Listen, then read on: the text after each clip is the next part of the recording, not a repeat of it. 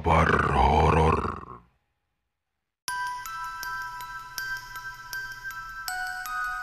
Selamat malam Sobat Kahor yang berbahagia.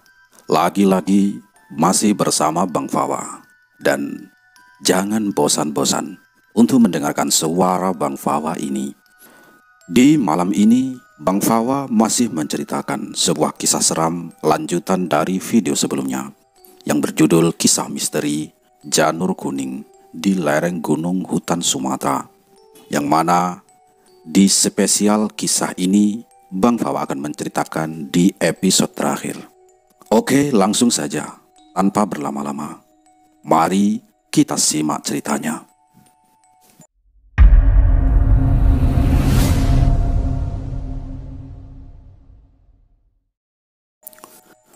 Bulan ketiga di minggu pertama dari sakitnya Mama.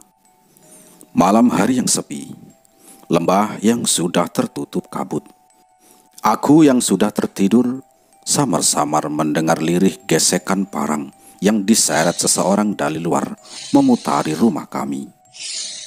Aku hanya diam saja dalam posisi tidur, karena aku tahu ini adalah makhluk setan yang sedang menggangguku. Selang beberapa jam setelah suara itu menghilang, dari atap kamarnya ayah tiba-tiba terdengar, "Loh, suara benda yang terjatuh dengan keras." Sontak aku langsung berdiri dan berlari menuju kamar ayah. Kunyalakan lampu kamar. Sinar bohlam lampu putih yang terang menyinari kamar ayahku. Mataku memandang dari ujung ke ujung kamar, dan tidak ada siapapun. Semua benda dan letaknya masih tetap sama. Tidak ada yang bergeser sedikit pun.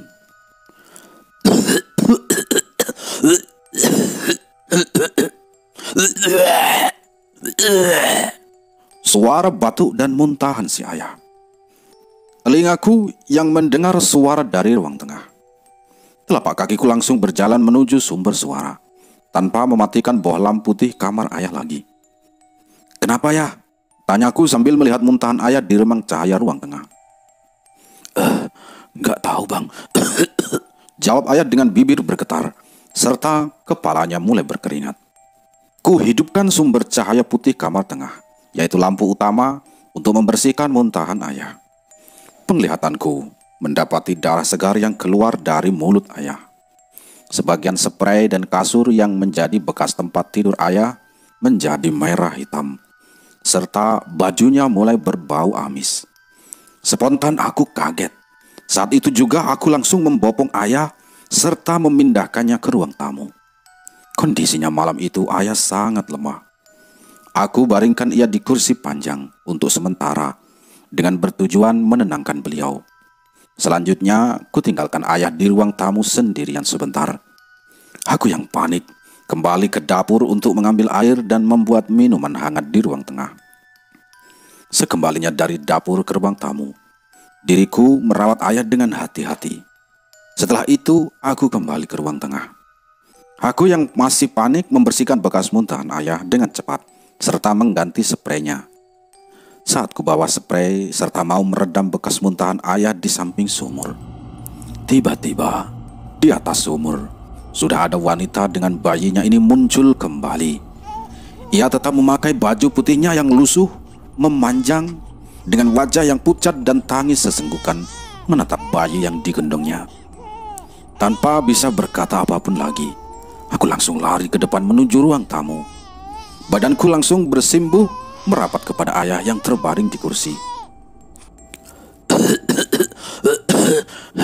"Ada apa bang?" tanyanya sambil mengelus pelan kepalaku. "Wanita di dapur muncul lagi ya," jawabku dengan wajah yang kubenamkan ke sofa tempat ayah berbaring. "Sabar ya bang," jawab ayah pelan. Sejam malam itu, ayah ikut tergolek lemas di rumah. Ia merasa tubuhnya panas terus, meski besoknya sudah berobat ke dokter. Akhirnya, lambat laun, ia ikut terbaring juga bertiga di ruang tengah. Kini, tinggallah aku satu-satunya yang masih sehat di keluargaku. Tapi, ayah ini masih bisa bicara, melihat, dan sesekali berjalan, tapi jalannya terbatas di rumah saja, karena kondisi fisiknya yang lemah. Kegiatanku saat pagi menjadi bertambah untuk merawat ketiga anggota keluargaku. Terkadang, aku juga minta bantuan Pak Slamet ketika ia berkunjung ke rumahku. Bulan ketiga di minggu pertama sudah berakhir. Tepatnya hari Sabtu. Malam yang tak pernah aku inginkan.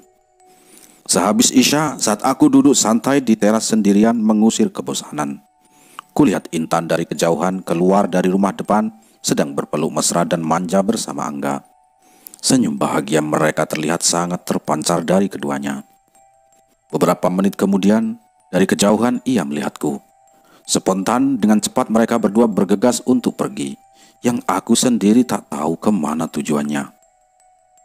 Aku tetap hanya diam duduk termenung, tanpa berucap apapun.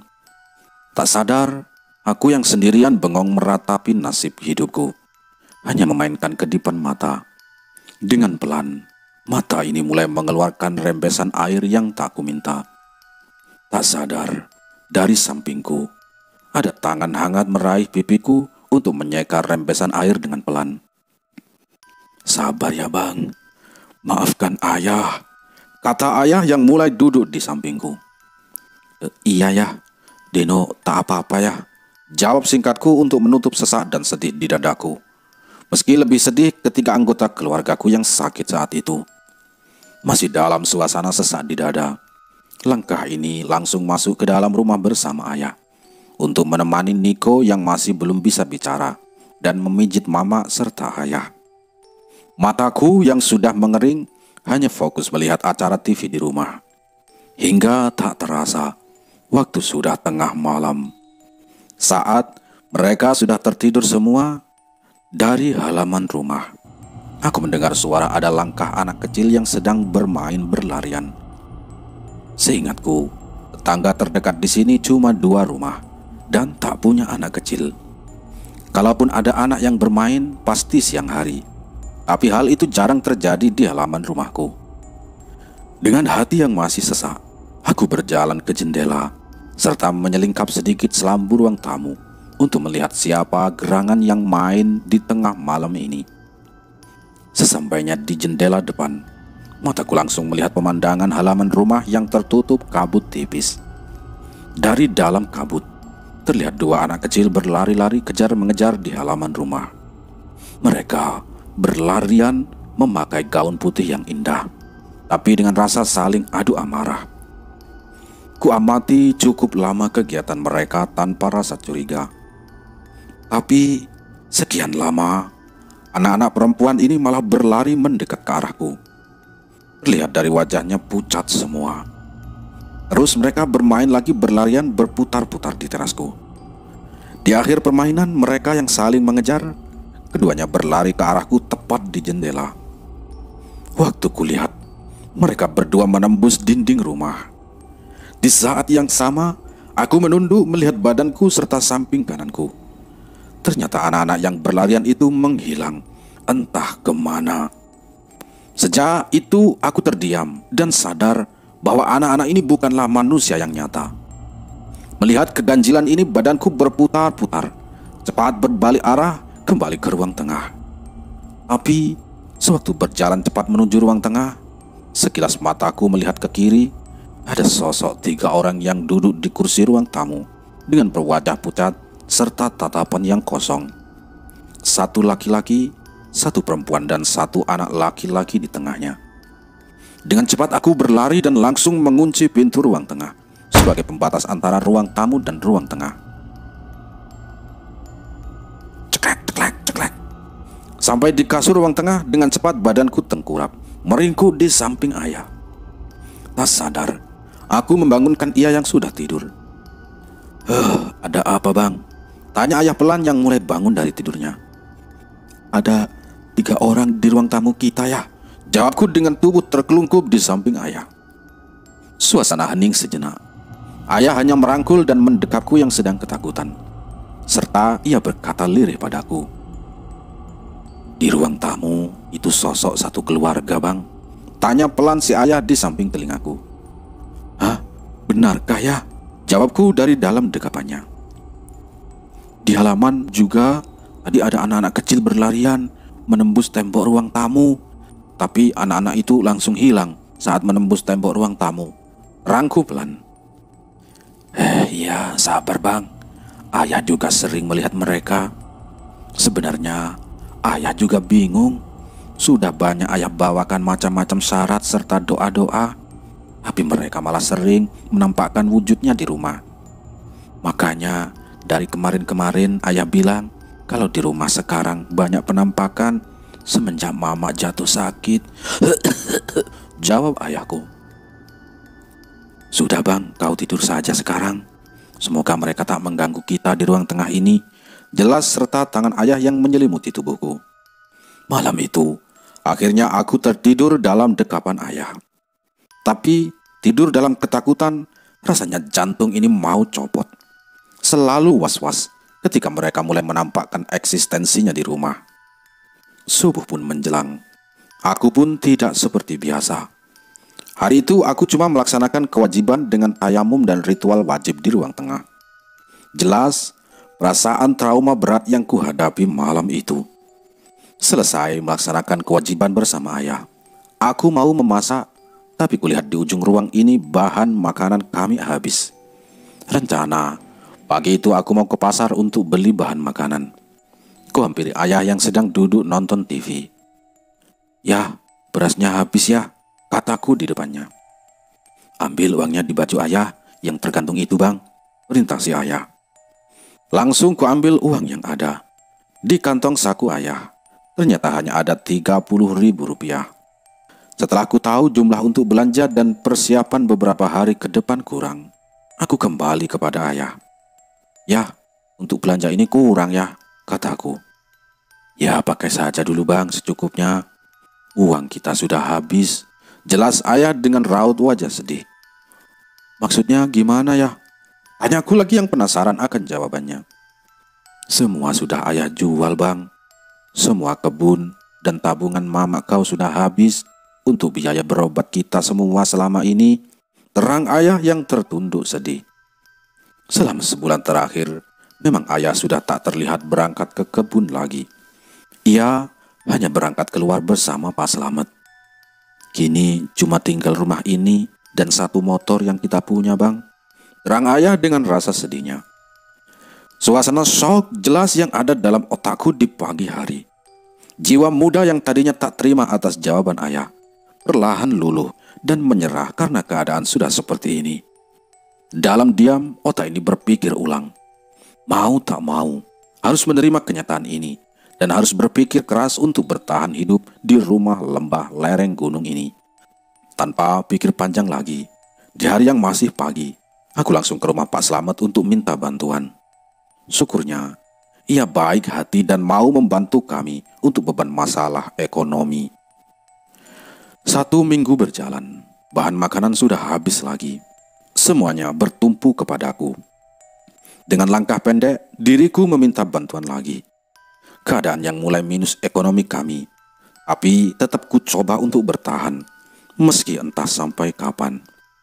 Sampai akhirnya, aku sudah bertekad dalam waktu dekat mau menjual rumah ini serta isinya. Rencanaku setelah rumah terjual, secepatnya aku sekeluarga pindah ke rumah Om yang berada di Jakarta.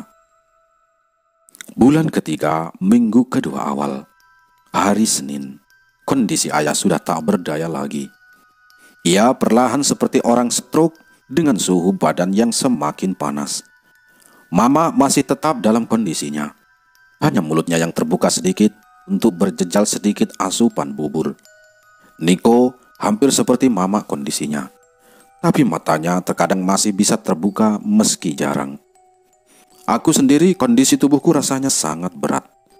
Kepala sudah pusing dan panas. Selesai merawat ketiga keluargaku, aku langsung ikut tidur berdekatan bersama mereka.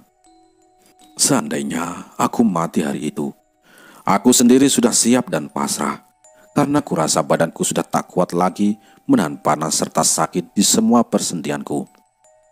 Dalam menahan rasa sakit ini, ku tetap berzikir menyebut nama Tuhan Yang Maha Esa. Hanya lantunan doa dalam hati sebisa-bisanya yang kupanjatkan khusus sekeluarga atas cobaan ini, serta memohon untuk jalan yang terbaik bagi keluarga kami. Masih pagi sekitar jam 8. Kabut di halaman rumah pun belum hilang. Tapi suara-suara penghuni lain di rumahku mulai bertabuh genderang dari kamar maupun dapur. Suara TV yang menyala tiada henti sebagai peredam rasa takutku terhadap eksistensi mereka. Dari halaman rumah terdengar suara mobil yang berhenti. Badanku yang mulai rapuh serta rasa panas tubuh pun tak mampu untuk menahan rasa penasaranku untuk melihat siapa yang datang. Hanya tubuh yang membujur sakit untuk tetap memendam rasa penasaran itu. Assalamualaikum. Assalamualaikum. Sepada. Waalaikumsalam. Jawabku dengan suara mengeras serta menahan sakit di sekujur tubuh. Pagi yang menyusahkan waktu itu. Aku berjalan dengan tertatih sekali terjatuh ke lantai karena menahan sakit di semua sambungan tulang persendianku. Setelah membuka pintu, aku segera kembali ke kursi ruang tamu tanpa melihat siapa yang datang. Masuk saja bang. Perintahku yang sudah memegang kursi kayu untuk mulai duduk. Dino. Sapa seseorang di balik punggungku. Mulutku masih diam, sementara badanku tertunduk karena menahan sakit. Kedua tanganku menjulur merapat terselip di antara kedua kaki dengan badan yang bergetar. Sekilas dari belakang ada bayangan 3 orang. 1 orang langsung duduk berhadapan denganku, sedang yang 2 menghampiriku saat duduk. Kenapa kau Den? Tanya dari sosok pria yang ku kenal itu. Ia yang sudah berada di samping kananku. Kau rupanya bang. Jawabku pelan serta kepalaku mulai mengingat sosok yang pernah ku kenal. Ternyata dia adalah Harun. Harun adalah seorang kawan dari Medan. Ia 3 tahun lebih tua daripada aku. Entah apa tujuan ia kemari pagi itu, dan dapat dari mana alamat rumah yang baru ini, aku pun tak tahu. Kau kenapa bang? Mana ayah dan mama kau? Tanya sosok perempuan setengah baya yang mulai menunduk di depanku, serta menempelkan telapak tangannya pada kedua pundakku. Oh, Wawa Ita. Wawa Ita adalah sebutan Bude. Ia adalah ibu dari Bang Harun. Lagi gak enak badan nih, Wak. Itu mama juga lagi sakit sama ayah di dalam ruang tengah. Masuk saja, Wak. Jawabku dengan mengacungkan jari telunjuk ke arah pintu di ruang tengah keluarga kami. Wawa Ita adalah sahabat karib sejak kecil mamaku di Medan. Ia sudah seperti saudara sendiri, bahkan melebihi dari kata saudara. Kedekatan serta ikatan itu terjalin di Medan sampai sekarang. Dengan keteranganku barusan, Wawa Ita yang tak lama jumpa dengan mama, ia langsung berjalan cepat menuju ruang tengah. Ku tahu, kebiasaan dia dan mama pasti pengennya kangen-kangenan dan saling curhat. Tapi yang ia dapati waktu di ruang tengah tidak seperti yang ia harapkan. Bang, kenapa mama kau bang? Adik sama ayah kau ini kenapa juga? Apa yang terjadi sama kalian? Teriak keras Waita yang tidak terima atas keadaan ketiga keluarga kami dari dalam ruang tengah.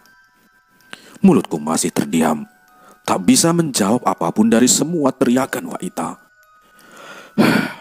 Aku hanya bicara pelan kepada sobat karibku Bang Harun. Kami semua sakit bang. Kau ternyata Maita. Kapan datang? Hanya kata ayah yang lirih. Sampai lama-kelamaan aku tak lagi mendengar dengan jelas percakapan ayah. Harun bersama kawannya dengan cepat masuk ke ruang tengah, menghampiri mamanya. Sekian menit, ia berdua akhirnya kembali di hadapanku. Sakit apa kau Den? Keluargamu kenapa Den? Tanya Harun pelan dengan wajah haru penasaran. Tak tahu aku bang. Satu persatu sejak 3 bulan yang lalu kami terkena penyakit aneh. Jelasku padanya yang tetap mendesis, menahan sakit di persendianku. Gimana ceritanya kau sampai bisa kemari bang? Tanyaku pada Harun yang berjongkok di hadapanku. Panjang ceritanya Den. Sekarang kau duduk saja yang benar. Perintah Harun dengan menyandarkanku di kursi dengan pelan. Ku dengar ruang tengah semakin ramai tangis Waita sejak kedatangannya. Ia menangis keras dari dalam serta menyebut-nyebut nama Mama serta Niko berulang kali.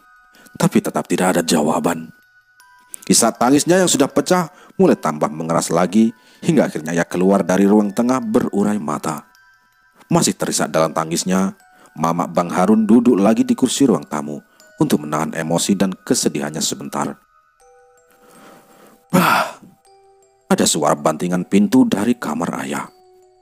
Suara yang mengagetkan tamu baru ini membuat semua menoleh ke arah kamar tengah. Hanya hening langkah kaki Harun dan kawannya laki-laki yang pergi ke kamar ayah. Setelah ia mengamati dari kamar, Bang Harun kembali dan hanya menggelengkan kepala saja. Lantas ia langsung duduk di sampingku. Gila rumah kau, Den, celetuk Bang Harun. Kau sama siapa ini, Bang? Tanyaku kepadanya untuk mengalihkan topik pembicaraan. Karena aku sendiri tak enak mau bilang tentang gangguan-gangguan dari rumah ini. Oh iya Den, kenalin ini kawanku dari Jawa. Perintahnya serta sambutan tangan kawannya ini. Pak Jo Mas, panggil saja Jo, katanya dengan mulai berjabat tangan denganku. Deno Bang, saya Deno, jawabku singkat. Begini Den, sebenarnya kami ini lagi liburan. Kebetulan Mama tadi ingin mampir ke rumah kau, sekalian ngajak kalian berwisata. Soalnya Mamaku baru pindah rumah dari Medan minggu kemarin. Dari 2 hari yang lalu, ia sangat ingin bertemu dengan Mama kau. Tapi niatannya aku cegah dulu, karena aku suruh Mama nunggu aku sampai rumah. Aku sendiri baru balik dari Jawa kemarin, Den. Ya, sekalian ingin lihat kau, kan lama kita tak jumpa. Rang Bang Harun yang panjang. Ngomong-ngomong, kau sudah usaha dan berobat kemana saja, Den? Tanya Bang Harun. Tak tahu lagi lah, Bang. Udah kemana-mana kali. Mama saja sudah opname di rumah sakit sebulan, tapi tak ada hasil. Ayah saja tiap hari nyari tabib sama dukun, sampai akhirnya ia ikut sakit seperti sekarang. Tak tahulah Bang, yang penting udah banyak lah pokoknya. Terangku pada si Harun. Oh begitu ceritanya. Kalau begitu Den, kebetulan aku dulu di Jawa pernah ngalamin hal yang berat seperti kau ini. Gimana? Kau mau coba apa tidak? Awar Bang Harun serius. Terserahlah Bang, yang penting kami bisa kembali seperti sedia kala. Jawabku yang sudah mau menidurkan tubuh panas ini, karena sudah tidak kuat lagi menahan sakit. Harun langsung mendekati kawannya yang bernama Paijo. Ia berkata pelan meminta bantuan untuk keluargaku. Setelah itu ia pamit. Den, kami boleh keliling sambil lihat-lihat rumah kau, pintanya. Silakan saja Bang, jawabku yang sudah terlentang di kursi panjang. Sesaat kemudian ia pergi untuk mengamati keadaan rumah kami saat itu juga. Ia berjalan memutari rumah dan masuk ke semua kamar bersama Bang Harun. Sampai beberapa belas menit kemudian, mereka berdua sampai di ruang tamuku lagi. Hanya gelengan kepala mereka berdua saat berjalan mendekatiku. Sedang aku sudah terlentang di kursi karena sudah tak kuat menahan beban di kepala dan tubuh ini. Rasa mual, pusing, panas, semua jadi satu. Sebentar Bang ya, kata Mas Paijo yang mulai duduk di sampingku. Paijo langsung duduk bersila dengan kedua tangannya ditaruh di atas ujung lutut. Mulutnya komat kamit terdengar lirih yang membaca mantra dari Yang Esa. Sekian detik berlalu, rumahku pun mulai bergetar. Jo, rumahnya goyang Jo. Rubuh ini Jo kalau diteruskan, kata Bang Harun yang di sampingnya dengan tatapan wajahnya menghadap ke langit-langit rumahku. Oh iya Harun, jawab Paijo dengan mengakhiri ritualnya. Ada apa Bang, rumahnya kok bergetar mau roboh? Sahut keras Waita, ibunya Harun dari dalam ruang tengah. Tak ada apa-apa Mak, jawab Bang Harun. Paijo lantas menurunkan kakinya dan kembali duduk seperti biasa. Ia berpikir sejenak dan berbicara sebentar kepada Bang Harun untuk meminta persetujuannya. Sekian detik, ia langsung mendekatiku. Mas Deno, gimana kalau sekarang semua keluarganya Abang untuk sementara waktu ikut ke rumah Bang Harun, kata Mas Paijo serius. Ya nggak apa-apa Mas, Deno ikut saja. Apa nggak ngerepotin Bang Harun sama keluarganya di kecamatan sebelah? Jawabku dengan bibir mulai menggigil. Ah, Enggak lah Den, tenang saja kau. Masa kau tak tahu aku ini siapa? Kau dari dulu sudah aku anggap lebih dari saudara bagiku Den, jawab Bang Harun meyakinkan aku. Tak sadar bahwa Ita yang mendengar serta mencermati pembicaraan kami dari ruang tengah berteriak keras. Ikuti saja mereka Den. Setelah itu Wawa Ita keluar dari ruang tengah menuju Bang Harun dan Mas Paijo. Mereka berunding untuk mencari yang terbaik bagi kita semua. Hasilnya, mereka berkeinginan keras dan bulat membawa kami semua dari rumah setan ini saat itu juga. Setelah pembicaraan itu, kami semua satu persatu dibawa Bang Harun dan Mas Paijo masuk ke dalam mobilnya. Yang pasti, mobil itu berjejal penuh dengan posisi Mama dan Niko terlentang. Sedang aku, Bang Harun dan Ayah duduk di samping mereka. Sekian jam, akhirnya kami sampai di rumah Bang Harun yang berada di kota. Secara perlahan kami berempat seperti mayat hidup yang dipindah dari mobil ke dalam rumah Bang Harun. Beberapa tetangga berhenti memandangi kami yang digotong satu persatu masuk ke dalam rumah. Kenapa itu Bang? Tanya tetangga Bang Harun yang berdiri di depan rumah. Oh, sakit stroke Bang, jawab Bang Harun yang sedang menutup pintu mobil. Mama dan Niko ditidurkan di kamar Waita, sedang aku dan Ayah tidur di kamar Bang Harun. Karena kondisi fisikku semakin melemah, beberapa saat kemudian akhirnya aku pun sudah tak sadar.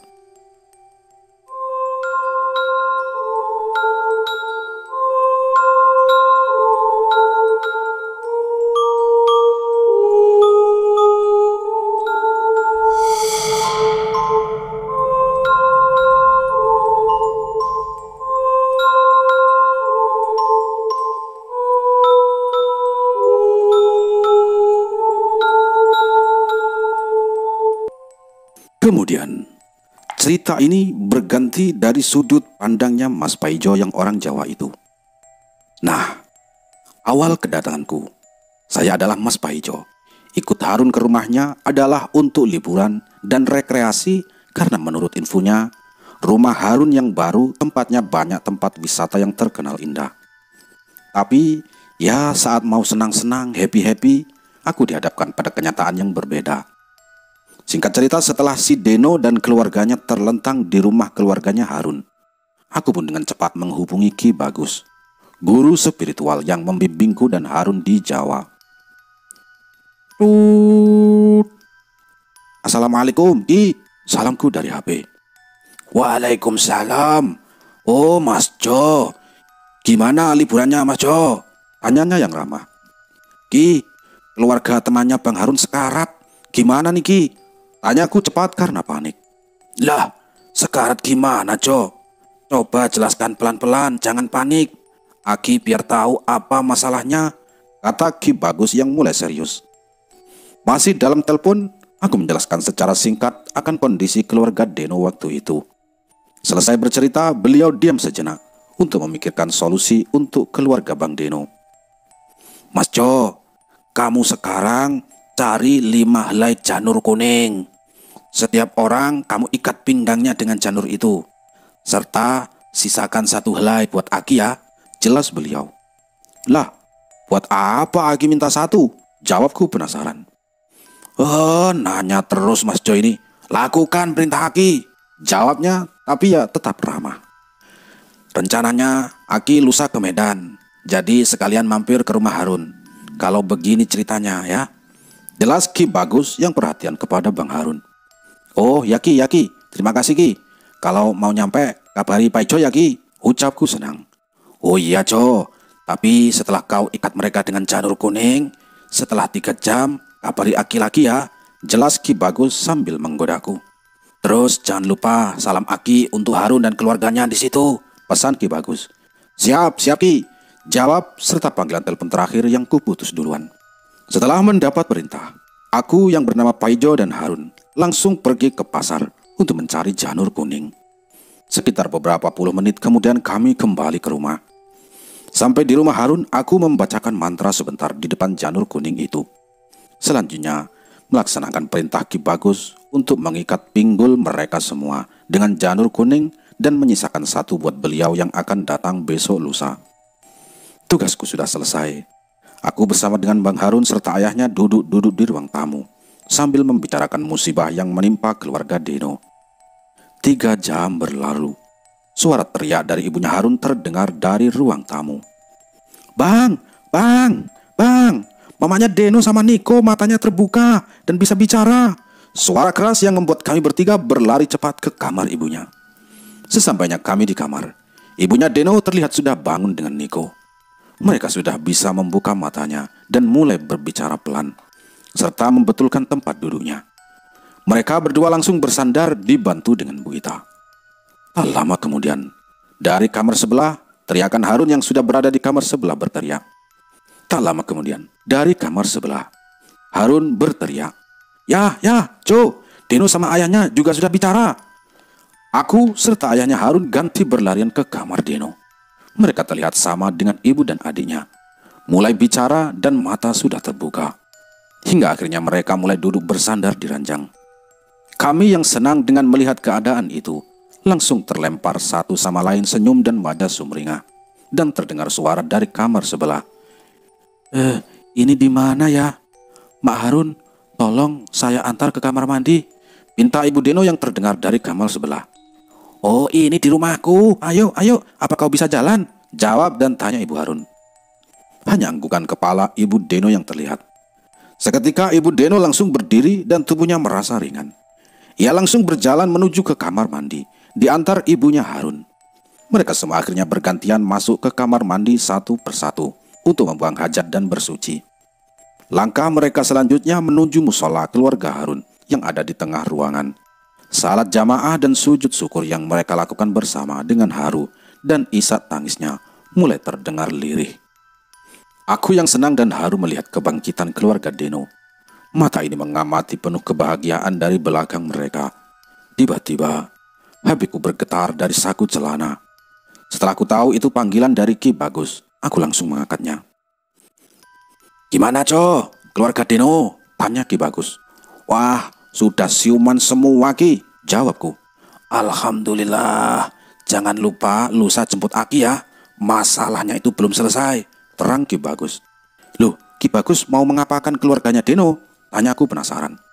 Sudah, nanti saja Aki jelaskan kalau sudah di rumah Harun. Satu lagi, Jo, jangan dilepas selama Aki belum datang janur kuningnya. Kecuali kalau ke kamar mandi, pinta Ki Bagus. Ah, siap Ki, jawabku singkat. Selesai mereka melakukan ritual sholat jamaah di musola. Kami semua berkumpul di ruang tamu Harun. Semua duduk rapi, seperti tidak pernah sakit sama sekali. Pemandangan yang mengherankan waktu itu. Bukan saja dari keluarga Harun, aku sendiri pun baru pertama kali mengalami kejadian seperti ini seumur hidup. Dalam benakku masih ragu antara percaya dan tidak percaya atas apa yang baru saja terjadi. Hanya dari seutas janur kuning saja, beberapa jam kemudian mereka berempat siuman secara bersamaan. Tapi inilah kenyataannya waktu itu saat di rumah Harun. Malam itu, ruang tamu Harun mulai dipenuhi senyum bahagia dan rasa haru mulai terpancar dari mata para penghuninya. Di ruang tamu yang berukuran 4x4 meter itu, dengan pancaran cahaya lampu putih yang menerangi sampai ke sudut ruang, ibunya Deno dan ibunya Harun berpegangan tangan erat dengan saling peluh haru dan berbicara dalam dekapan untuk melepas rindu. Sedangkan Deno, Niko serta ayahnya mulai berbicara ceria serta penuh syukur dengan kami. Dalam keramaian obrolan masing-masing, di ruang tamu yang penuh kebahagiaan, tiba-tiba terhenti sejenak ketika Ibu Deno membicarakan pengakuan keberadaannya selama ini pada Bu Ita. Seketika itu juga, semua mata kami secara perlahan mulai tertuju pada mereka berdua. Selama ini, kau tak ingat lagi di mana, Maden? Tanya Ibu Ita serius dalam tatapan sayangnya, serta tangan Bu Ita masih menggenggam erat jemari Ibu Deno. Bah, selama ini aku merasa berada di atas hamparan awan putih luas, tiada matahari dan sangat sepi. Kakiku berlari ke sana kemari, tapi tetap sepi. Tak ada siapapun, bahkan suara pun tak ada, Wak. Padahal aku juga sudah berteriak-teriak kencang sekali, tapi tetap tak ada jawaban. Hanya hening dan sepi yang menemaniku selama itu. Jelas panjang ibunya Deno yang antusias. Aku sendiri seperti di dasar danau, Wak. Tapi sepertinya tak ada sinar matahari atau sinar apapun yang bisa menembus gelapnya danau itu. Hanya gelap dan hamparan tanah lembek yang aku injak. Tapi anehnya, aku merasa masih bisa bernafas, sahut Niko yang sudah menatap tajam kedua wanita itu. Serentak, pandangan kami pun semua beralih pada Niko dan menghayati apa yang telah ia lakukan selama ini dalam kondisi tidak sadarnya Niko. Niko merasa berjalan ke sana kemari di dasar, tapi yang gak ada orang sama sekali. Mataku hanya menatap kelebatan-kelebatan hitam seperti ikan raksasa. Teriak-teriak pun tak ada jawaban. Jelas Niko serta tatapannya tetap menuju kedua ibu ini. Kalian tahu sudah berapa lama tubuhmu tertidur tak sadarkan diri? Tanya Bu Ita. Tapi Ibu Deno dan Niko hanya bisa menggelengkan kepala saja. 3 bulan lebih, Mak Den, ucap singkat Ibu Ita. Kau sudah 1 bulan lebih, Nik, sahut si Deno. Kepala Ibu Deno hanya menunduk, menggeleng pelan dan mulai memeluk tubuh Wak Ita lagi. Tangis sesenggukan dan peluk erat yang terlihat pada keduanya. Sedang Niko langsung dipeluk Deno dengan sayangnya. Suasana haru keluarga ini terus berlanjut sampai malam hari. Sampai jam berapa, aku sendiri si Paijo tidak tahu. Sekitar jam 1 malam, aku pun pindah ke kamar Harun untuk tidur. Pagi-pagi buta, setelah melakukan salat wajib subuh dan membereskan kamar serta rumah, kami semua kaum pria berkumpul di teras rumahnya Harun. Untuk para kaum wanitanya, semua memasak di dapur bersama-sama. Sekitar jam 7 pagi, hidangan tersaji di meja ruang tengah. Setelah mendapat perintah dari Ibu Ita, kami langsung sarapan bersama. Sarapan pagi itu terasa sangat nikmat dan menyenangkan. Semua terlihat akrab dan sesekali dibumbui dengan guyonan kecil. Selesai sarapan, aku mendapat telepon dari Ki Bagus. Mas Jo, kondisi keluarga temannya Harun gimana? Tanya Ki Bagus santai. Wah, sudah sehat dan sadar sampai sekarang, Ki, jawabku dengan berjalan ke teras. Oh mas, habis ini coba kamu datangi markas yang membuat keluarga Deno sakit. Mereka ada di belakang rumah Deno, perintah tegas Ki Bagus. Loh, di mana itu tepatnya, Ki? Jawabku dengan duduk di kursi teras. Di balik bukit, setelah melewati kebun karet. Tepatnya di areal hutan balik bukit itu, jelas Ki Bagus. Wah, jauh itu Ki tempatnya kalau dari sini.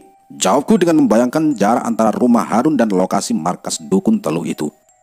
Le tole, Sukmamu saja yang berangkat. Itu kan cuma hitungan detik, jelas Ki Bagus. Ki Bagus sambil tertawa kecil. Ajaklah komunikasi dengan baik-baik yang mengirim Teluh itu untuk menyudahi perbuatan jahatnya, perintah Ki Bagus. Oh ya Ki, benar juga Ki, siap Ki, habis ini saya kerjakan, jawabku penuh semangat yang sudah duduk di terasnya Harun. Sehabis mendapat perintah dari Ki Bagus, dengan segera kaki ini melangkah cepat menuju ke kamar mandi untuk bersuci. Kemudian aku bergegas memanggil Harun yang berada di ruang tamu untuk menemaniku di kamarnya.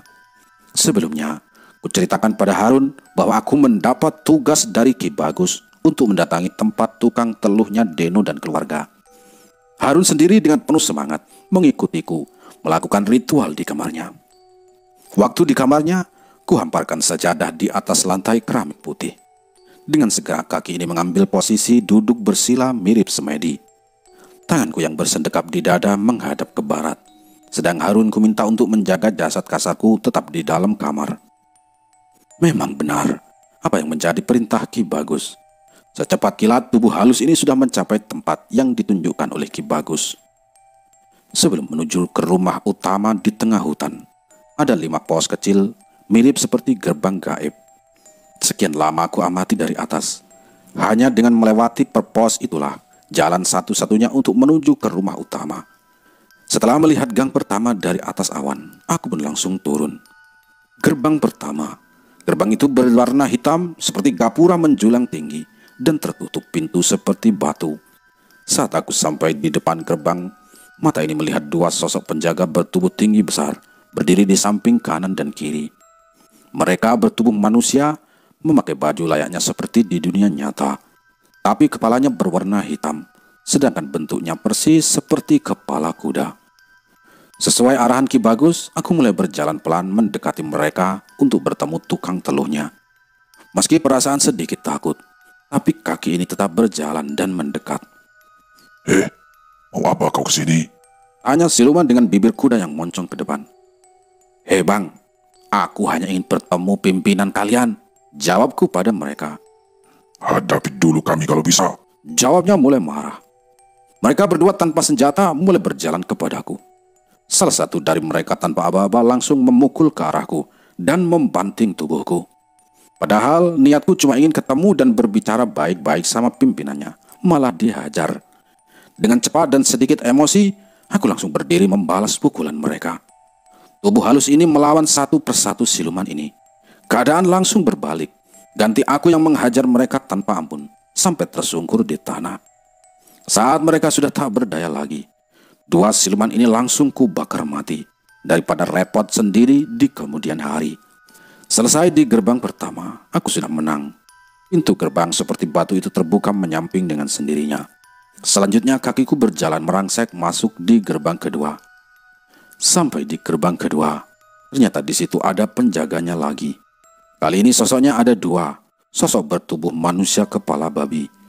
Mereka duduk di depan gerbang, serta tangannya masing-masing membawa sebilah pedang.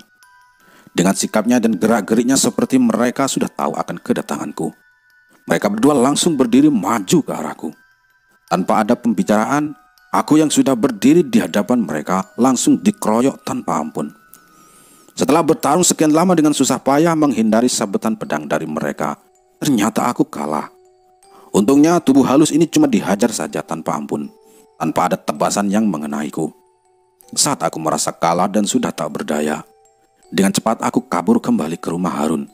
Dengan cepat pula tubuh halus yang sakit ini melesat cepat kembali ke jasad kasar. Fush! Saat sampai di kamar, tubuh halus ini memasuki tubuh kasar dengan cepat. Dan tubuh kasar ini langsung tersungkur, ikut merasakan sakit tak berdaya. Jo, kamu gak apa-apa, Jo? Tanya si Harun. Serta kedua tangannya yang cepat mengangkat dan membaringkan tubuhku di kasur kamarnya. Wah, aku kalah, Run. Sakit semua rasanya tubuh ini, jawabku pelan menahan sakit di semua badan ini.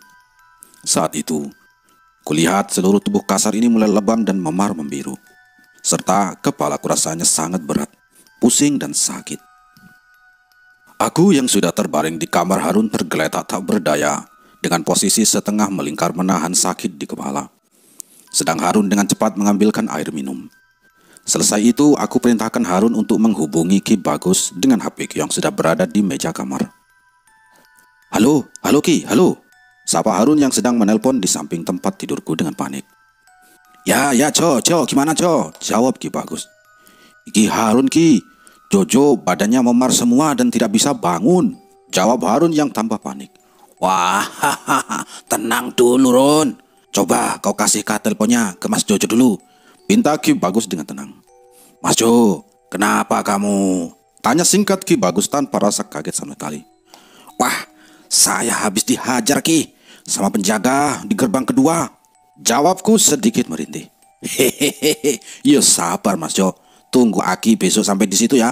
Kalau kamu masih sakit, biar besok Harun saja yang menjemput Aki. Perintahnya dengan santai, seakan tahu kondisiku biasa saja. Oh ya sudah, sekarang kamu istirahat saja di situ sambil baca doa seperti biasa ya. Perintahnya lagi dengan tenang. Oh baik, jawabku singkat. Setelah sambungan telepon terputus, langsung kubarikan kembali tubuh ini untuk istirahat karena masih menahan sakit di sekujur tubuh. Siang itu, Harun tetap setia menunggui aku di kamarnya. Sesekali keluarga Harun dan Deno bergantian menjengukku ke kamar untuk melihat dan memastikan kondisiku yang sakit. Harun juga meyakinkan kedua keluarga ini bahwa kondisiku akan segera membaik, karena Harun juga membacakan doa untuk kesembuhanku. Esok harinya, janji Ki Bagus akhirnya datang. Sekitar jam 2 siang, ia SMS ke nomor HP-nya Harun. Isinya meminta untuk menjemput Ki Bagus di bandara 2 jam lagi. Harun bersama ayahnya serta Deno berangkat duluan untuk menjemput Ki Bagus. Selang beberapa jam, akhirnya beliau sudah sampai juga di rumah Harun. Dasar Ki Bagus orangnya yang santai dan tenang serta suka bercanda. Ia datang tak langsung menghampiriku, tapi malah bercanda dulu di ruang tamu. Sekian puluh menit kemudian ia baru menghampiriku di kamar. Mas Jo, bangun, bangun, ucap Ki Bagus yang sudah duduk di sampingku. Aki, jawabku singkat pura-pura tidak tahu kedatangannya. Masih sakit, Mas? Tanyanya dengan senyum. Ya, masih Ki. Ini saja dari kemarin belum bisa bangun, jawabku sedih. Hehehe, ya sabar Mas. Kalau nggak gini, Mas Jo belum tahu rasanya dihajar setan. Candanya yang menjengkelkan. Sedang aku sendiri hanya melempar senyum kecut. Setelah itu ia minta kepada Harun untuk menyediakan 1 gelas air putih. Kemudian Ki Bagus langsung memberikan mantra pada air itu, serta melaburi tubuhku dengan airnya. Terakhir sisa air itu diminumkan kepadaku. Setelah itu aku pun kembali istirahat di kamar Harun, sedang Ki Bagus kembali keluar menuju teras. Suasana teras yang asri dan sejuk membuat Aki ingin bersantai dulu untuk melepas lelah setelah perjalanan jauh. Saat di teras, ia langsung dikerumuni oleh keluarga Harun dan Deno. Mereka sangat senang dan sangat berterima kasih akan kepedulian serta kedatangannya. Dua keluarga ini saling gantian bercerita tentang apa yang dialami keluarga Deno, tapi dengan bahasa tanda dan tawa. Memang gaya pembawaan Ki Bagus tidak pernah serius dalam hal seperti ini, agar yang mengalami musibah tidak takut dan sedih. Pembawaan Ki Bagus seperti berdongeng lucu untuk menghibur mereka. Singkat cerita, sekitar jam 7 malam, aku pun terbangun. Aku merasa sudah sehat dan pulih lagi. Sakit dan memar di sekujur badanku telah hilang. Malam itu, aku langsung bergegas mandi, sholat, dan makan malam. Waktu menuju ke ruang tamu, ternyata di ruangan itu sudah ada Ki Bagus, keluarga Deno dan Harun. Kelihatannya mereka habis merencanakan sesuatu. Saat itu Harun mulai siap dan mereka mau berangkat. Tapi Ki Bagus mendekat kepadaku dan bertanya, "Sudah sehat Mas Jo?" tanya Ki Bagus. "Wah, sudah Ki," jawabku pelan. "Mau ikut ke rumah Deno?" tawarnya sambil menggodaku. "Wah, ya mau Ki," jawabku dengan semangat. "Kalau begitu, bawakan janur kemarin yang Aki suruh sisakan buat Aki," perintahnya. "Oh, ya Ki, ya Ki," jawabku serta melangkahkan kakiku kembali ke kamar Harun untuk mengambil janur kuning yang kemarin kusimpan. Setelah itu, aku, Harun, Deno, Pak Wijaya, Niko, dan Ki Bagus berangkat dengan membawa mobil menuju ke rumah Deno di lembah lereng gunung. Waktu di perjalanan, diceritakan kondisi rumah Deno saat aku pertama datang kepada Ki Bagus. Terakhir aku ke sana hampir roboh rumah Deno ini, dan banyak penunggu yang jahat di dapur, kamar orang tua Deno, serta di ruang tamu. Mendengar penjelasanku, Ki Bagus hanya diam saja, tanpa ada sesuatu yang keluar dari mulut. Seakan-akan ia tahu apa yang terjadi. Setelah menempuh perjalanan yang cukup lama, akhirnya kami sampai di rumah Deno. Kabut tebal sudah menyelimuti rumahnya. Malam itu, rumah Deno gelap tanpa ada satupun cahaya lampu menerangi rumahnya. Hanya beberapa hari saja rumah yang sudah mau roboh itu tak ditempati, rasanya sangat menakutkan. Pak Wijaya yang sangat mengenal betul rumahnya melangkah masuk terlebih dahulu ke rumah tanpa rasa takut. Ia masuk ke dalam untuk menghidupkan mulai lampu teras dahulu dan selanjutnya seluruh lampu di dalam rumah. Tapi malam itu, rumah Deno tetap berbau busuk seperti saat aku pertama datang kemari. Bau ini membuat rumah semakin ngeri ketika malam datang.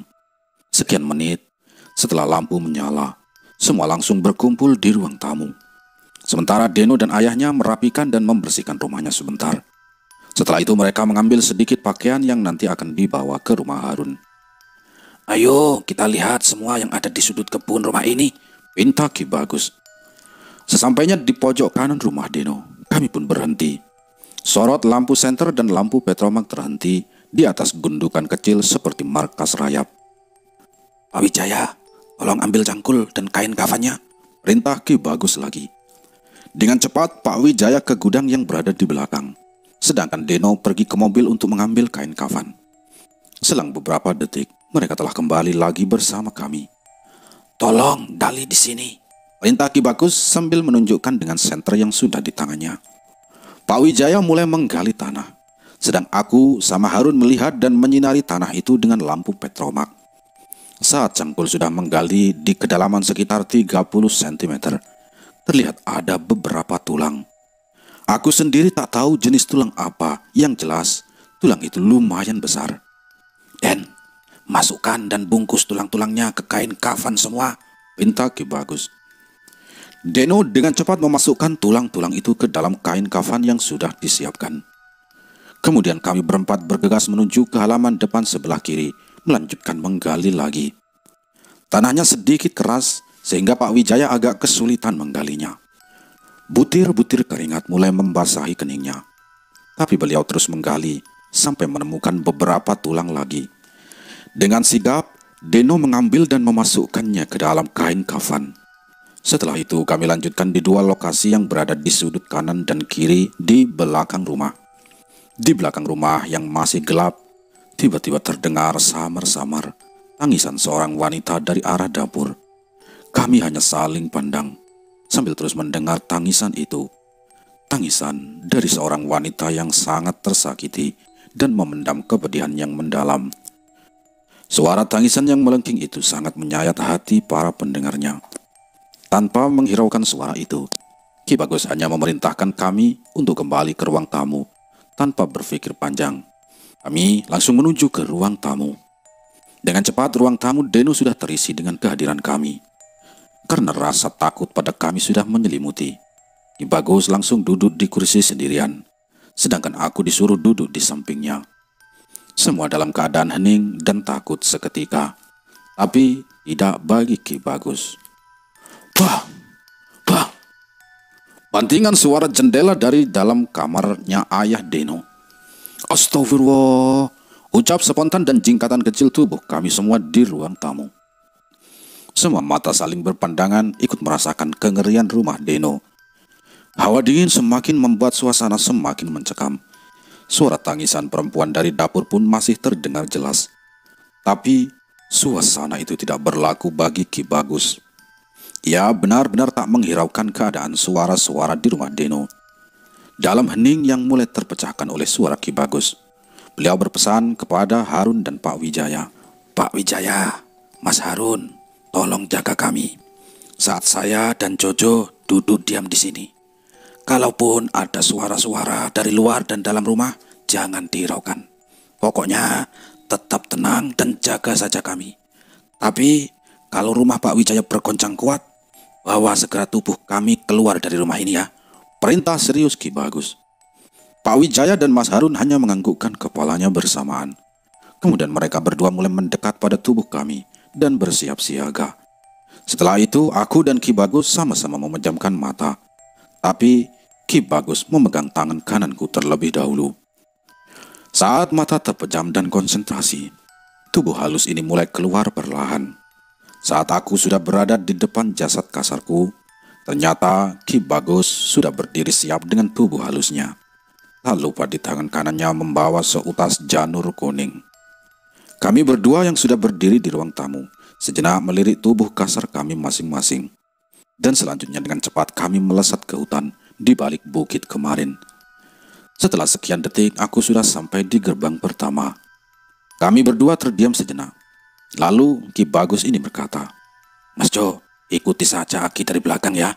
Perintahnya dengan menoleh sedikit ke arahku. Iya Ki, jawabku yang langsung mundur dan mulai berdiri di belakangnya. Kami mulai berjalan dari gerbang pertama. Tapi yang kulihat gerbang pertama sudah tidak ada penjaganya. Kami langsung melanjutkan menuju ke gerbang kedua. Ternyata penjaga yang kemarin sudah berdiri tegap dan siap membantai kami. Dengan pedang besar berkilauan di tangannya, membuat kedua penjaga itu semakin menjadi menyeramkan.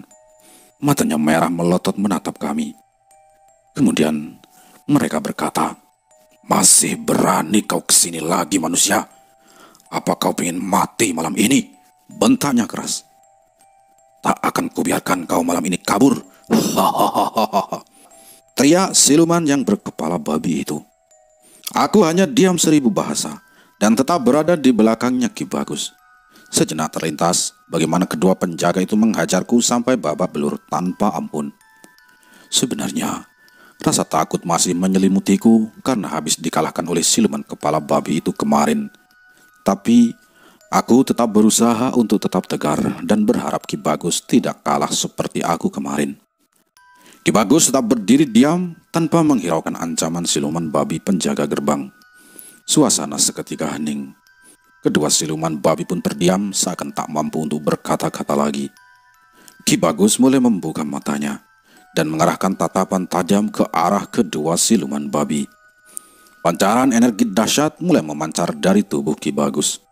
Tanpa berbicara lagi, Ki Bagus langsung mengeluarkan janur kuningnya. Seutas janur kuning digenggam erat-erat di tangan kanannya. Dua siluman babi yang angkuh tersenyum geli melihat Ki Bagus dengan janur kuningnya.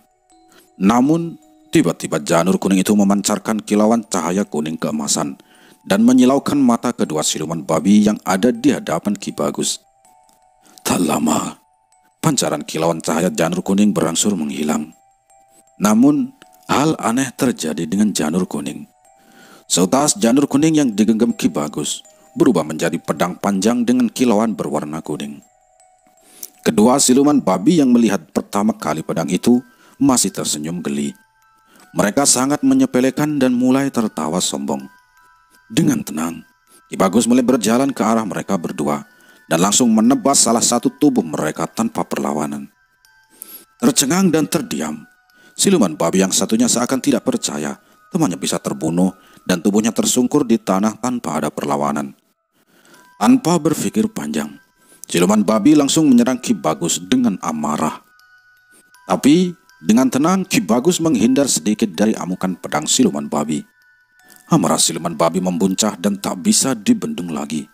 Bertubi-tubi pedang dihujamkan ke arah Ki Bagus. Namun dengan sedikit gerakan, Ki Bagus menghindar dari ancaman itu. Aku hanya bisa berdiam melihat pertarungan Ki Bagus melawan siluman babi. Tak lama kemudian, Ki Bagus langsung membalas dengan menebas kepala siluman babi tanpa pertahanan. Ternyata, janur kuning itu dengan mudah membelah dan membakar tubuh siluman babi sampai habis. Kekalahan mereka membuat pintu gerbang kedua ini terbuka ke samping kanan. Kami berjalan tenang menuju gerbang ketiga. Sekian detik, kami sampai di depan gerbang ketiga. Di sini gerbang semakin besar dan sudah ada 4 manusia berkepala buaya dengan muka beringas dan menyeramkan. Mereka berdiri tegap di depan gerbang dan siap menyambut kami dengan senjatanya. Siluman buaya ini membawa tombak panjang dan runcing sebagai senjata andalannya. Salah satu dari siluman buaya itu berteriak dan menghardik kami. Ki Bagus yang berjalan di depanku diam 1000 bahasa dan terus melangkah mendekati mereka. Langkah pasti tanpa mengenal rasa takut, dengan sebilah pedang panjang yang memincarkan kilau kuning keemasan di tangan kanannya. Tanpa menunggu lama, Ki Bagus langsung menyerang keempat siluman buaya yang sudah siap di depan gerbang. Perkelahian seru pun terjadi. Kilauan sabetan pedang dan gemerencing tombak saling bersahutan. Satu persatu siluman buaya itu ditumbangkan tanpa ada perlawanan berarti. Akhirnya Ki Bagus berhasil membantai tubuh mereka semua dengan janur kuning di tangan. Sungguh heran dalam hatiku. Para siluman itu seakan lemah dan tidak berdaya, terkena sabetan pusaka janur kuning. Tubuh mereka hancur dan terbakar seperti siluman babi di gerbang kedua. Sempat kulihat sisa terbakarnya para siluman itu seperti awan gelap.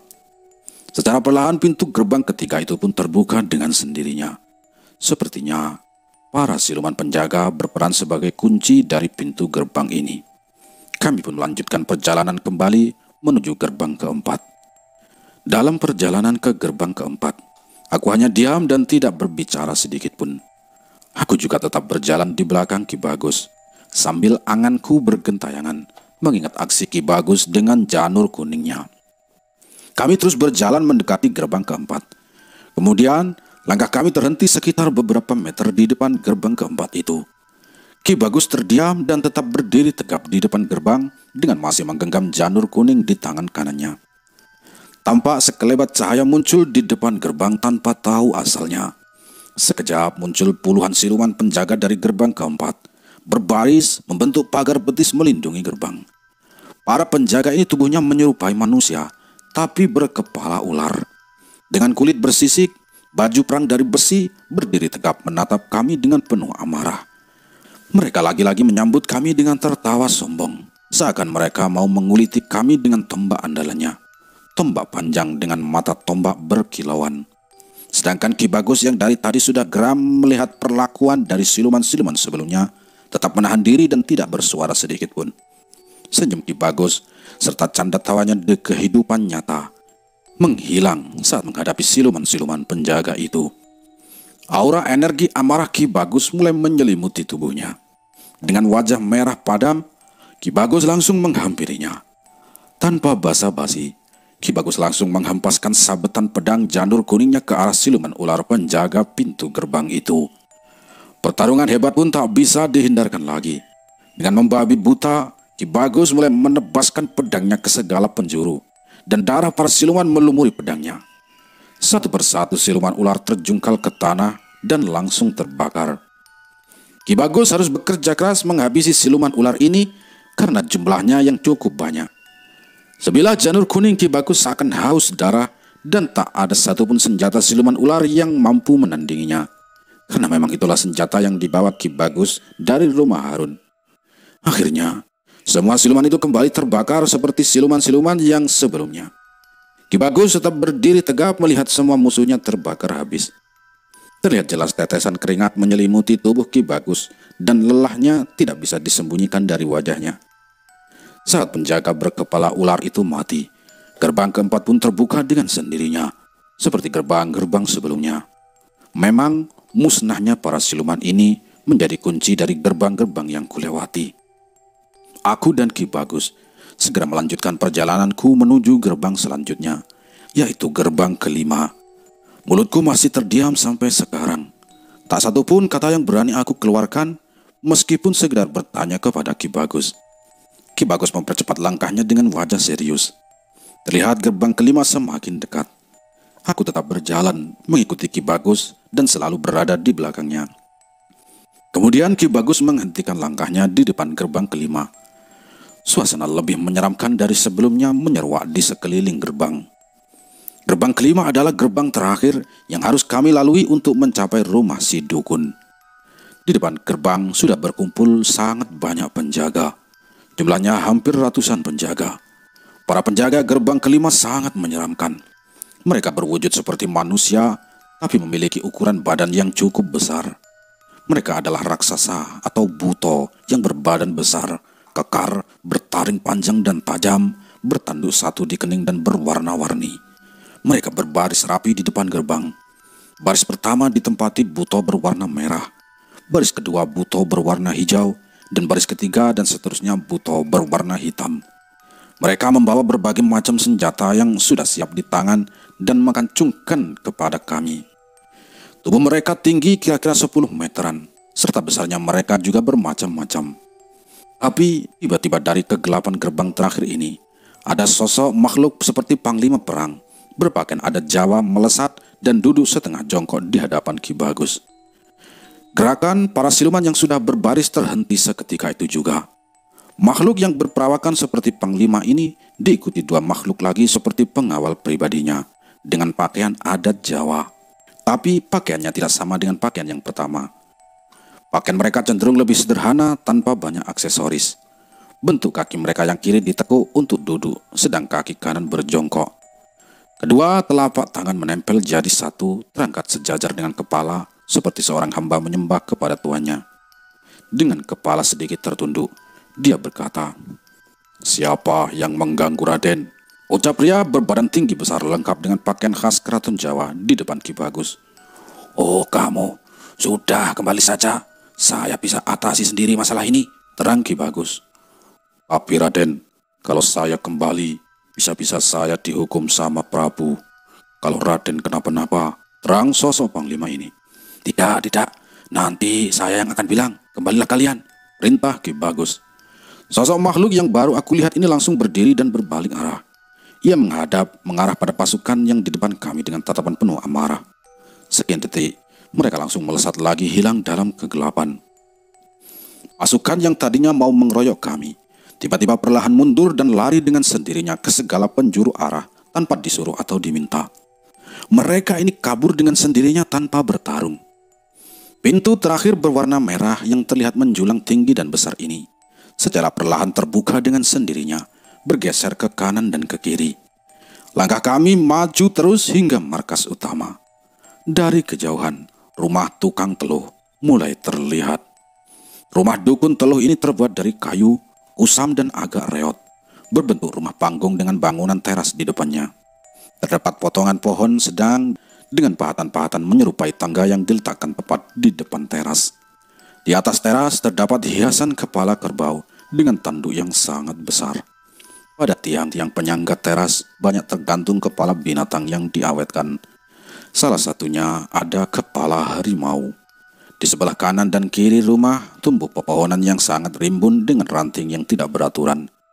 Di depan rumah terdapat satu pohon kelapa menjulang tinggi ke atas.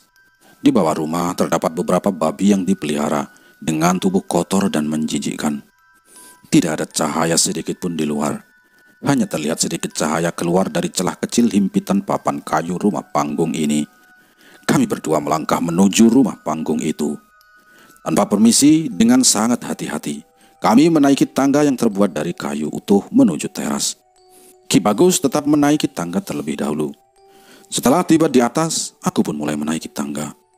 Suasana sangat sepi, hanya terdengar suara binatang hutan. Kami tetap melangkah pelan dan sesekali kepalaku memperhatikan kanan kiri rumah panggung ini. Ki Bagus mendekati rumah itu dan membukanya pelan.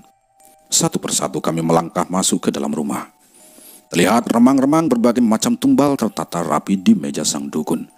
Mulai kepala hewan yang bermacam-macam, tempat perapian kemenyan dan bunga-bunga berbagai rupa tertata api di dalam wadah nampan bambu.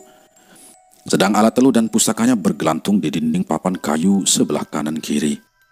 Sang dukun yang sudah bersiap dengan tubuh halusnya tegap berdiri di depan kami dan menyambut kedatangan kami dengan dada membusung, penuh kesombongan.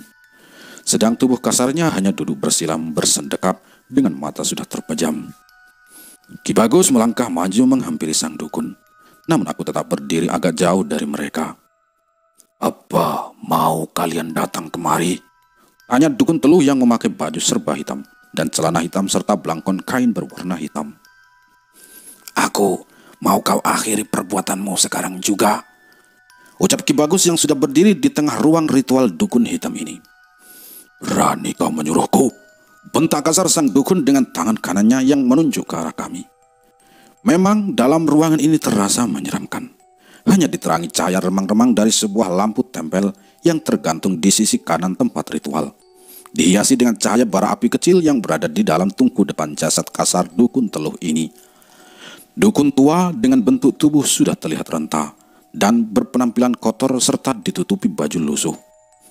Dengan suara bentakannya itu pun langsung membuat suara ruang ritual ikut bergetar. Mata merah merona sekejap terbelalak dan menatap tajam ke arah Ki Bagus. "Saya ingin kita semua hidup damai, Pak. Jangan sakiti orang. Apapun masalahnya, kita bisa bicarakan baik-baik," jawab pelan Ki Bagus dan tenang. "Apa kau mau kubunuh sekalian di sini?" jawab dan tawa jumawa dukun teluh. "Tidak, saya hanya ingin mengajak Anda untuk mengakhiri penderitaan orang lain," pinta Ki Bagus. "Alah, jangan banyak omong," serga dukun teluh yang langsung berlari ke arah Ki Bagus dengan menghunus kerisnya yang sudah di tangan siap menyerang.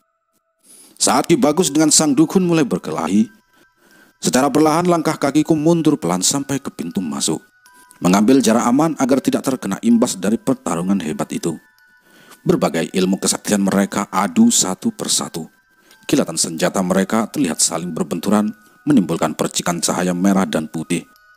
Setelah beberapa lama pertarungan berlangsung, tiba-tiba sang dukun terjatuh, tersungkur tak berdaya di lantai rumah. Sabetan janur kuning yang menyerupai kilat dengan cahaya kuning menghujam ke tubuh dukun tua renta dengan cepat.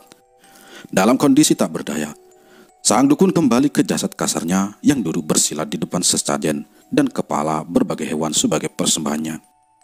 "Mas Jo, sekarang kau ambil semua boneka yang ada di ruangan ini. Lepaskan semua ikatannya dan bakar sekalian," perintah Ki Bagus tanpa menoleh ke belakang. Ki Bagus masih terus mengamati kondisi dukun teluh yang jatuh tersungkur di atas singgasana kebesarannya. Baik, Ki. Aku terperanjak melangkahkan kakiku dan tanganku mulai mengambil semua boneka yang tersebar di lantai dan dinding. Boneka-boneka ini terikat tali dengan bunga, lengkap dengan nama serta alamatnya. Semua boneka itu akan kukumpulkan di depan pintu. Selanjutnya, aku mengambil sebilah pisau yang terselip di dinding rumah sang dukun. Dengan menggunakan pisau tersebut, aku mulai memutuskan tali yang melilit boneka-boneka teluh satu persatu. Aku putus tali pengikat itu dengan sangat hati-hati, dan kupastikan semuanya telah terbebas dari lilitan tali itu. Beberapa menit setelah itu, aku langsung membakar semua boneka teluh di dalam ruangan dukun tanpa ragu. Ki Bagus hanya melirik sekilas ke arah boneka yang terbakar. Kobaran api kecil menghanguskan semua boneka tersebut tanpa sisa. Selesai boneka ini terbakar semua, aku langsung diajak kembali Ki Bagus ke rumah Deno. Api yang menghanguskan boneka mulai reda. Kulihat dukun teluh yang tadinya tak mau diajak bertobat, mulai roboh dengan jasad kasarnya dan tak sadarkan diri. Tubuh kasar sang dukun yang terkelungkup di lantai kayu mulai mengeluarkan rembesan darah dan mengeluarkan bau arus yang menyengat. Terlihat lantai kayu di sekitar tubuh sang dukun mulai dibasahi dengan darah. Setelah dipastikan sang dukun teluh telah binasa, Ki Bagus menyimpan kembali pusaka janur kuningnya. Sungguh sangat mengerikan akhir hidup sang dukun teluh. Aku dan Ki Bagus berbalik arah dan melangkah menuju ke teras rumahnya Deno. Kami yang sudah berada di teras rumah dukun teluh bersiap kembali. Dengan cepat, kami berdua melesat ke jasad kasar kami di ruang tamu Deno. Kubuka mataku perlahan-lahan.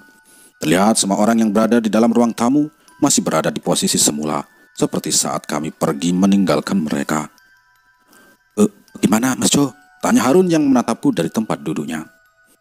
Sudah Run. Semua sudah beres, sudah selesai, jawab Ki Bagus yang mulai menyulut rokok kreteknya. Alhamdulillah, sahut semua yang berada di dalam ruang tamu Deno. Semua merasa lega akan berita yang dibawa Ki Bagus. Ki Bagus saat itu juga meminta keluarga Deno untuk melepas janur kuning yang melingkar di perut mereka semua. Karena Ki Bagus merasa situasi sudah kembali aman dan terkendali. Ki Bagus mengalihkan tatapannya ke arah Pak Wijaya. Ki Bagus bermaksud menyampaikan sesuatu yang penting kepada Pak Wijaya yang masih setia berada dalam ruang tamunya. Pak Wijaya, rumah ini sebaiknya dijual saja, pinta Ki Bagus tanpa basa-basi. Kenapa Ki? Jawab Pak Wijaya heran. Harta satu-satunya tinggal rumah ini saja Ki. Kalau dijual saya tinggal di mana lagi? Sahut Pak Wijaya serius dengan nada pelan. Dengan berbagai argumen dan alasan, Pak Wijaya sangat kekeh bertahan tidak mau menjual harta satu-satunya. Perdebatan malam itu sangat panjang.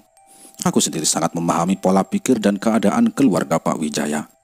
Intinya, aku dan Harun setuju akan keputusan Pak Wijaya. Tapi tidak dengan Ki Bagus yang mempunyai pandangan berbeda dengan kami. Hingga akhirnya Ki Bagus memutuskan sesuatu yang di luar nalar kami semua. Sekarang begini saja. Pak Wijaya dan kalian semua segera duduk melingkar. Tangan kalian semua saling bergandengan. Perintah Ki Bagus. Kami semua saling berpandangan dan langsung mengikuti perintah Ki Bagus. Banyak pertanyaan yang muncul dalam benakku. Mau apa lagi ini? Tanpa pikir panjang, dalam sekejap kami semua sudah duduk bersila melingkar di lantai, dengan tangan saling bergandeng satu sama lain. Di ujung ada Ki Bagus yang memegang erat tanganku dan Harun. Setelah semua pada posisinya, Ki Bagus memerintahkan kami untuk memejamkan mata, seraya membaca doa yang telah diajarkan sebelumnya. Dalam ritual itu, Ki Bagus berpesan, jika sudah tidak kuat lagi dengan apa yang dialami nanti, boleh segera melepaskan genggaman atau pegangan tangannya. Kami berenam dalam lingkaran memulai ritual dengan khusyuk. Pertama yang terlihat kondisi waktu berubah mundur ke belakang. Mulai terlihat penampakan satu keluarga dengan satu anak yang menempati rumah ini. Pertama kami melihat pohon mangga besar berdiri tegak di belakang rumah. Di bawahnya seorang pria sedang duduk bersandar. Tiba-tiba datang seorang nenek-nenek tua menghampirinya. Mereka terlibat percakapan yang serius tentang pesugihan yang dapat mendatangkan kekayaan dengan cepat. Alangkah gembiranya pria itu, karena dia sudah lelah dengan kenyataan hidupnya saat itu. Tapi tanpa berpikir panjang, pria itu pun akhirnya menyetujuinya. Dengan sekejap harta kekayaan mulai menghampirinya. Dia dan keluarganya yang tinggal di rumah itu hidup dengan bergelimang harta. Namun, lama-kelamaan, kejadian-kejadian aneh mulai menghampiri. Pertama, anak dari keluarga itu meninggal dengan tidak wajar tanpa sebab yang jelas. Kemudian tidak lama, disusul istrinya meninggal dengan tidak wajar juga. Sampai pada akhirnya pria ini juga mengalami nasib yang sama, meninggal tidak wajar dengan penyebab yang tidak jelas. Selang beberapa saat kemudian, ada satu keluarga lagi mulai menempati rumah ini. terlihat seperti pengantin baru. Kalender di dimensi saat itu menunjukkan tahun 2000-an. Satu hari menjelang malam, sang pria yang sedang berada di dapur didatangi oleh nenek-nenek lagi yang menjanjikan kekayaan dengan cepat. Teriak si Deno masih dengan mata terpejam. Tapi Deno kembali diam dalam mata terpejam itu. Ia sangat semangat melihat dimensi memori rumahnya yang dulu. Sang pria pun, ya si Herman itu, merasa sangat senang. Dan tanpa berpikir panjang, langsung menyetujui permintaan nenek tersebut. Tapi, tak lama kemudian, istrinya yang terlihat hamil meninggal secara tak wajar juga, bersama jabang bayinya yang masih dalam kandungan. Sampai akhirnya pria tersebut menjual rumah ini kepada Pak Wijaya. Keadaan rumah yang saat ini ditinggali oleh keluarga Deno sangat menyeramkan. Para penghuni sebelum keluarga Deno terlihat di berbagai sudut rumah. Yang pertama perempuan dan anak kecil di ruang tamu duduk berdua dengan menginjak-injak pria. Mereka terlihat marah. "Kembalikan aku bangsat, kembalikan aku," kata-kata kasar dan tendangan kepada pria yang duduk di bawah dengan kedua tangan terikat. "Ayah, Niko takut ayah," teriakan Niko sedikit membuyarkan konsentrasi. Dia langsung berlari menuju ke halaman rumah. Sedangkan ayahnya mengetahui hal tersebut dengan spontan melepaskan genggaman tangan dan menghentikan ritual itu. Niko berlari dengan mata ditutup dengan kedua telapak tangannya. Ia yang berhasil disusul oleh Pak Wijaya langsung didekap seketika untuk menenangkannya. Tinggallah kami berempat yang terus melanjutkan ritual itu. Kami sangat penasaran dengan apa yang terjadi sebelumnya di rumah ini. Kami melihat di dapur seorang lagi pria yang terikat di rantai. Pria dengan wajah memelas dan lusuh, serta tangis lirih karena sakit terbelenggu dengan ikatan tampar hitam yang sangat kuat, dan sampai tubuhnya tidak bisa bergerak sedikit pun. Hanya kepalanya yang bergerak sedikit, tapi dalam kepala itu keadaannya setengah hancur berantakan. "Itu Herman ya?" teriak Deno sambil menunjukkan tangannya ke depan. "Herman sudah mati ya?" teriak Deno lagi. Terlihat perempuan dengan jerit dan tangisnya melempari pria itu dengan benda apapun di tangannya secara beringas tiada henti. Selanjutnya kami melihat wanita itu menyiksa pria ini, ya si Herman. Dan wanita itu mulai menendang dan memukulnya. Mereka seperti memendam amarah yang sangat luar biasa kepada pemilik perjanjian setan ini. Wanita itu tak lain adalah istrinya Herman. Wanita itu persis seperti yang diceritakan Deno, berambut panjang dan berpakaian lusuh, sedang menggendong bayinya. Dalam ruangan tamu, suasananya masih terasa hening dan sunyi. Raut wajah dipenuhi dengan ekspresi khusyuk dalam ritual. Prosesi ritual yang mengharuskan kami untuk saling bergandengan tangan dan merekonstruksi kejadian yang telah hilang. Sedangkan Pak Wijaya dan Niko masih berada di dalam rumah. Tiba-tiba, dalam kehusuan kami, terkejut dengan teriakan si Deno. "Herman! Herman!" teriak Deno seraya melepas genggaman tangannya. Dia pun juga tak kuasa melanjutkan ritualnya, karena melihat secara langsung sosok Herman yang pernah dikenalnya. Melihat gambaran si Herman dalam dimensi lain, dia langsung bergegas lari menghampiri ayah dan adiknya. Mereka bertiga saling berpelukan erat. Deno berbisik kepada ayahnya bahwa Herman sang penjual rumah setan telah meninggal. Pak Wijaya yang mendengar kabar dari Deno hanya diam 1000 bahasa. Selanjutnya, mereka bertiga kembali dengan perlahan masuk ke ruang tamu. Pak Wijaya terus berjalan masuk ke rumah sambil memeluk Niko dengan erat, karena dalam kondisi yang sangat ketakutan. Sesampainya di ruang tamu, mereka duduk di sofa sambil menenangkan diri, sedangkan Niko masih dipelukan Pak Wijaya. Kami masih tetap melanjutkan ritual dan berusaha tidak terpengaruh dengan kejadian itu. Gambaran peristiwa pada masa lalu yang diputar kembali oleh Ki Bagus terus kami ikuti. Aku dan Harun melihat dan mendengar mereka menangis dengan penuh amarah, terus menangis dan menangis. Kemudian singkat cerita, selesailah putaran video di alam lain. Tiba-tiba Ki Bagus melepaskan kedua genggaman tangannya dengan cepat tanpa memberi tanda apapun kepada kami berdua. Dalam sekejap, kami sudah kembali lagi duduk bertiga di ruang tamu Pak Wijaya seperti sedia kala. Aku dan Harun perlahan-lahan membuka mata dan mulai menatap seluruh sudut di ruangan ini. Kami berdua masih memastikan dan memperhatikan dengan sesama antara keadaan di masa lalu yang baru kami alami dengan saat ini. Saat kami rasa yakin sudah di masa sekarang, kami langsung berdiri dan duduk di sofa. "Gimana Pak Wijaya? Masih ingin tetap tinggal di sini?" tanya Ki Bagus serius dengan tatapan matanya yang tertuju pada Pak Wijaya. "Tidak Ki, maafkan saya atas ketidaktahuan saya," jawab sesal Pak Wijaya. Ya, tidak apa-apa. Saya hanya ingin memperlihatkan fakta yang terjadi sebelum Bapak ada di rumah ini. Jelas Ki Bagus sambil memainkan puntung rokok yang mulai terbakar. Semua itu untuk kebaikan dan keselamatan keluarga Pak Wijaya. Karena semua kejadian yang dialami keluarga Pak Wijaya sedikit banyak dipengaruhi oleh keadaan rumah ini. Ketika aura rumah yang dihuni baik, kemungkinan besar perjalanan hidup keluarga di dalamnya akan baik. Begitu juga sebaliknya. Jelas Ki Bagus yang mengeluarkan rokok kretek dari sakunya yang berwarna hijau dan menaruhnya di meja. Situasi dalam ruang tamu itu masih sangat menakutkan bagi Deno dan Niko. Mereka masih tetap dalam pelukan Pak Wijaya. Pelukan Deno terlihat semakin erat memegang ayahnya setelah mendengar dan melihat fakta yang diperlihatkan oleh Ki Bagus. Ki Bagus hanya terdiam melihat mereka bertiga. Kemudian Ki Bagus menoleh ke arahku. "Mas Jo, kain kafannya masih ada?" tanya Ki Bagus. "Waduh, kurang tahu Ki," jawabku. "Oh, masih ada Ki, masih ada Ki. Itu di dalam mobil," sahut Deno yang masih berada dalam pelukan ayahnya sambil menunjuk ke arah mobilnya Bang Harun. "Ayo Mas, kita selesaikan malam ini," perintah Ki Bagus yang mulai beranjak dari tempat duduknya. Baik Ki," jawabku serta perlahan aku berdiri dan mengajak Harun berjalan ke mobilnya. Kami mengambil kain kafan yang hanya tinggal 2 potong. Tak lama kami sudah berada di ruang tamu kembali.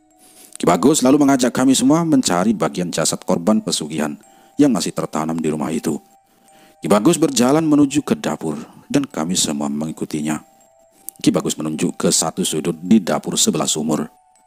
Dengan cepat kami pun bergegas menggali tanah yang diduga ada potongan korban pesugihan.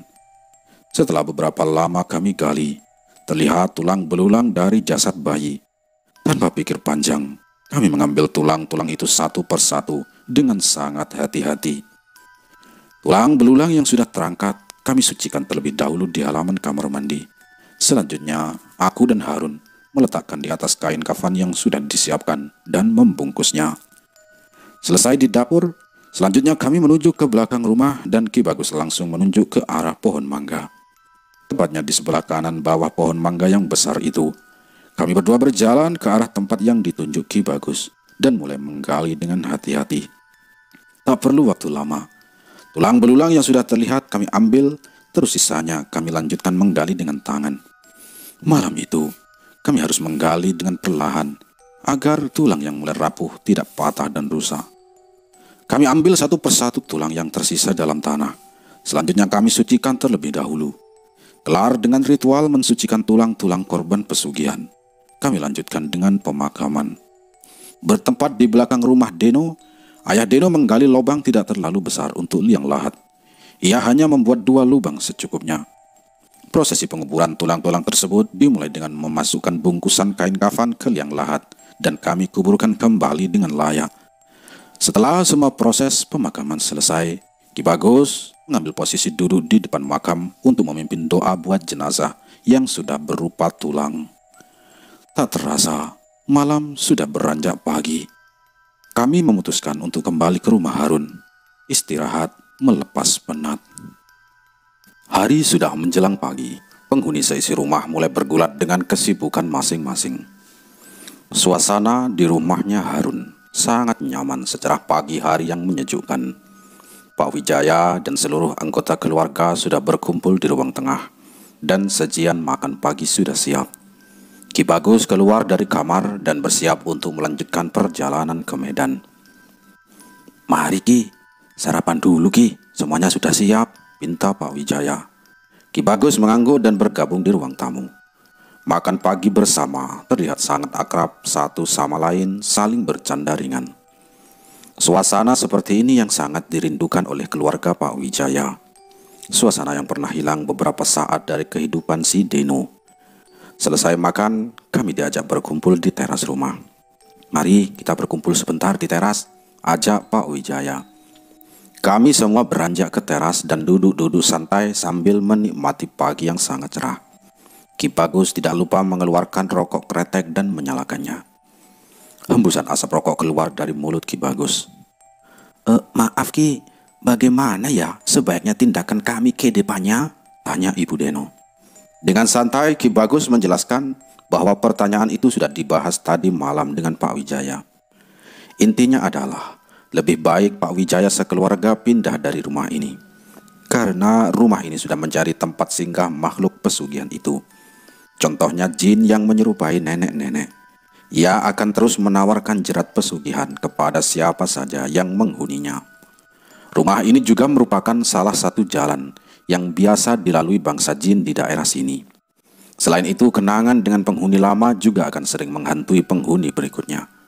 Begitulah penjelasan Ki Bagus tentang ihwal rumah di lembah yang penuh dengan kenangan tragis itu.